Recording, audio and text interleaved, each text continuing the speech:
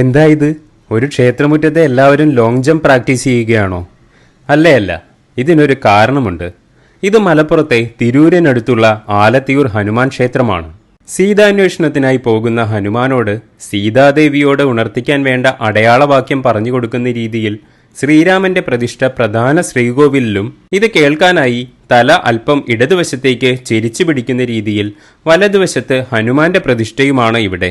ലങ്കയിലേക്ക് പോകാനായി ഹനുമാൻ സമുദ്രലംഘനം നടത്തിയതിന്റെ സ്മരണയിൽ ഭക്തർ ക്ഷേത്രത്തിന്റെ തെക്ക് ഭാഗത്ത് സജ്ജീകരിച്ചിരിക്കുന്ന കരിങ്കൽ പാളിയെ സമുദ്രമായി സങ്കല്പിച്ച് അതിൽ ചവിട്ടാതെ ചാടിക്കടക്കുന്നു. തന്റെ കഴിവിൽ വിശ്വാസം നഷ്ടപ്പെട്ടിരുന്ന ഹനുമാൻ ശ്രീരാമസ്വാമിയുടെയും ദേവതകളുടെയും ഉപദേശത്താലും അനുഗ്രഹത്താലും സമുദ്രം ചാടിക്കടന്നതുപോലെ നമ്മുടെ കഴിവുകളെ തിരിച്ചറിയാനും പ്രയത്നിക്കുവാനുമുള്ള പ്രചോദനമാണ് ഈ ചാട്ടം. ആലത്തിയൂർ ഹനുമാൻ കാവിനെ പറ്റിയുള്ള മറ്റെന്തൊക്കെ വിശേഷങ്ങളാണ് നിങ്ങൾക്കറിയാവുന്നത്?